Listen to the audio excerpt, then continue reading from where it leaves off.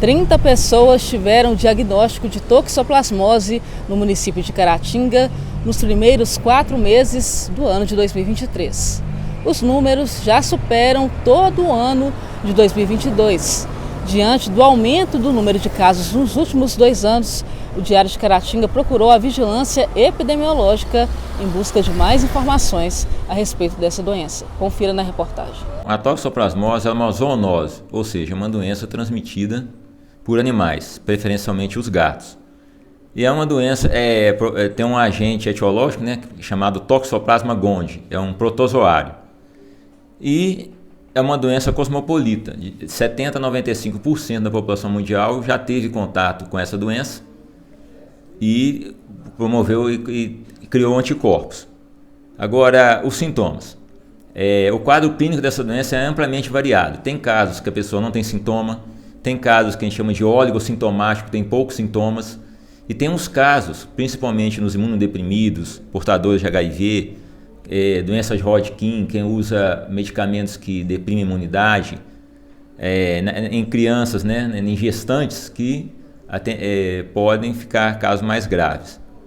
E como que ela começa? Geralmente ela começa como se fosse muito inespecífica. A pessoa tem uma febre, dor de cabeça, dor muscular, tosse, aparece exantema, manchas vermelhas.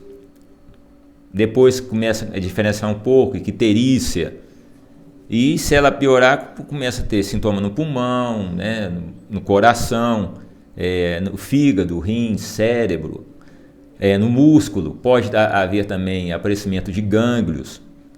E os casos assim, que ocorrem muito são a toxoplasmose ocular, ou seja, o protozoário atinge a visão, causando inflamação, uma corioretinite e retinite aguda e crônica, e nos casos extremos, chegando à cegueira. E como é o mecanismo dessa doença? Existem células no nosso organismo chamadas macrófagos. O parasita, por exemplo, tem 2 tipos de forma do verme. O oocisto, que é a forma de resistência do verme, é a que se encontra no meio ambiente. O gato vai, evacua no local e fica os oocistos lá. E o trofozoito é a forma ativa. Então o que acontece? A pessoa às vezes pode ingerir esses oocistos, o oocisto chega no organismo, se transforma em trofozoito. Eles se multiplicam nessas macrófagos e vão se espalhando para vários órgãos. E aí ocorre, em cada situação tem um sintoma, Por exemplo, se for uma toxoplasmose neonatal, a criança adquiriu da mãe, muitas vezes ela vai ter baixo peso, prematura, pode ter problema de visão, ficar estrábica, fígado aumentado, pode ficar amarelinha, ictérica, pneumonia, atacar o coração, pode ter anemia, inflamação do cérebro, alterações no hemograma, a calcificação cerebral, cérebro pequeno, hidrocefalia, pode ficar com retardo mental, calcificações intracranianas. E na gravidez? Na gravidez, a mãe, se pegar a toxoplasmose, pode afetar o feto e também ela ficar afetada.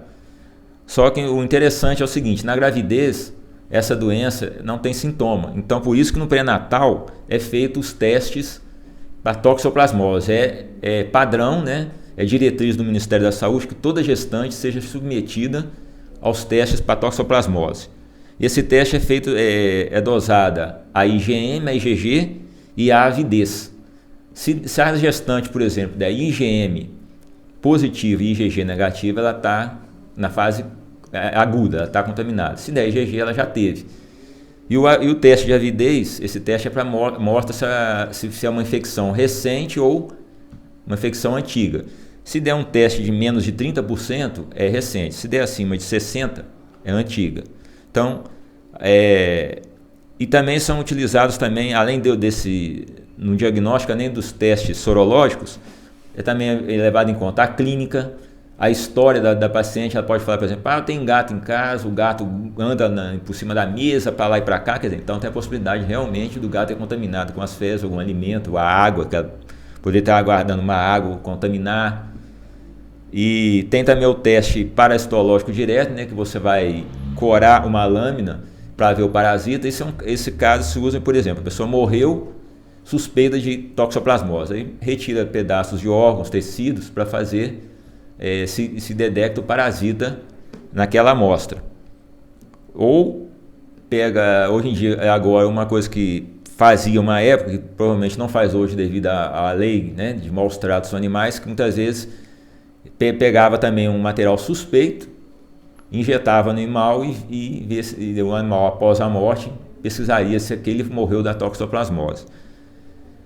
Mas hoje em dia o que mais é usado no diagnóstico é a clínica e esses testes sorológicos, né, IgM, IgG e o teste de avidez. Agora, o hospedeiro definitivo é aquele hospedeiro que o parasita gosta daquele hospedeiro mesmo, né? É típico dele, no caso seria os gatos. E o hospedeiro intermediário é aquele acidental, né? Assim, às vezes não é um hospedeiro ideal, mas que se infecta. Seria o homem, mamíferos, as aves. E a transmissão dessa doença seria, né, para a ingestão de oocistos, carne mal cozida ou mal passada, pode estar contaminada com oocistos, e mãe e feto. E a prevenção seria o quê? Higienizar bem as mãos antes, depois de usar o banheiro, antes de comer. Se for mexer com terra, trabalho de jardinagem, use as luvas, lave as mãos, porque a terra tem muita a terra não tem só o protozoário, né, o oocisto. A terra tem muita bactéria, muito fungo, então você pode pegar muita coisa se você tiver um ferimento na mão. Então cuidado, né? Lavar bem as verduras, os legumes. Então seria higiene dos alimentos, tomar água tratada, tomar cuidado para mexer com a terra. O período de incubação. O período de incubação é aquele período que vai da contaminação até quando começa a surgir os sintomas. Se você comer uma carne crua, o período é de 10 a 23 dias. Ou seja, daqui a 10 a 23 dias você vai começar o sintoma. Se você ingerir o oocisto dos gatos, por exemplo, o gato vai lá, faz cocôzinho na água, não percebe, você toma. Isso vai demorar de 5 a 20 dias para você ter sintoma. E o tratamento? Bom, o tratamento padrão é feito com pirimetamina, sulfadiazina e ácido folínico. Esse ácido folínico é usado porque a pirimetamina, um efeito colateral é anemia. Então, para evitar a pessoa ter anemia, dá o ácido folínico. Na gestante, esses medicamentos não são usados porque podem afetar a gravidez. Na gestante é usado a espiramicina, a clindamicina e a prednisona, se ela apresentar a forma ocular. E com relação, né, à população que está com medo de que tem um surto hídrico, é praticamente impossível, porque o sistema da Copasa de tratamento e purificação da água é muito avançado. E é bom frisar que ainda tem maneiras da água ficar mais, só que a Copasa não usa esse método, mas tem maneiras que usa da água ficar mais pura ainda, que é o caso da osmose reversa, que é o tratamento mais avançado de tratamento de água, que faz com que a água fique 100% pura, sem nada, só água mesmo. É uma água utilizada, por exemplo, na hemodiálise, né? Porque fazer hemodiálise tem que ser uma água bidestilada. Então, ou seja, hoje em dia nós temos tratamentos eficazes que praticamente zeram essa possibilidade de um surto hídrico. Então, eu queria tranquilizar a população que não fiquem preocupadas, que é uma possibilidade muito remota ter um surto hídrico de toxoplasmose na nossa cidade, devido ao fato de que a Copasa tem meios avançados e eficazes de tratamento da água. Bom, a gente fez um levantamento nos laboratórios aqui, né? Em 2 anos teve 59 casos. A gente não teve assim acesso aos prontuários, porque muitas vezes a pessoa chega lá, faz o exame e não é notificado. Embora é uma doença que não é uma doença assim de abrangência federal, né, investigação federal, ela é obrigatória de ser notificada pelo Estado. Então, né, tivemos esses levantamentos, mas não tivemos acesso assim aos prontuários clínicos, só os resultados, né, dos exames. E aí, nesse levantamento, no período, né, 2022 a 2023, até abril, teve um total de 59 casos, e a gente também fez uma divisão por adquirida, gestacional e congênita. Adquirida teve 58 casos, uma gestante, e não teve nenhuma congênita. E com relação ao sexo, foi mais predominância no sexo feminino.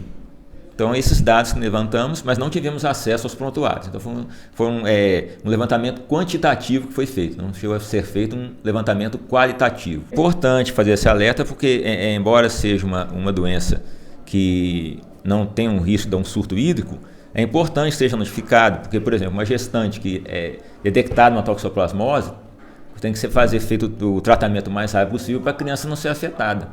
Então, é uma coisa que, assim, com relação à notificação, nesse aspecto, tem que ser bom fazer para prevenção da doença, né? Poder tratar o mais rápido possível para não ter nenhuma sequela, uma coisa mais grave para a pessoa e se for uma gestante, para o concepto. A toxoplasmose, ela é uma doença de mamíferos. O gato, muitas das vezes, ele fica como vilão da doença, mesmo por falta de informação.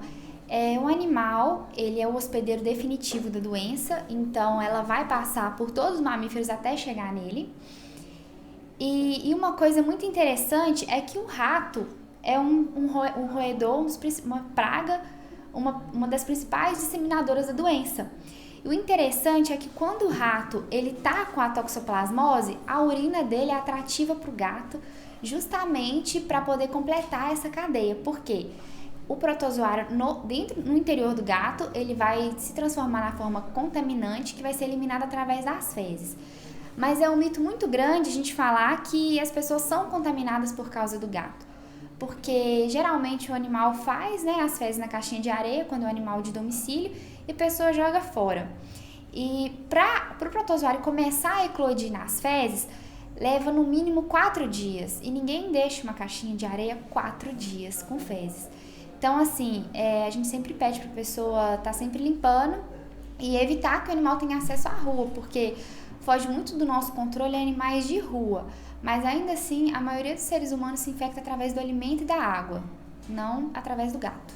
O gato, ele é assintomático, mas quando tá um animal imunossuprimido, né, por alguma outra doença, ele pode ter alguns sintomas. Febre, aumento dos linfonodos, ele fica com muita dor.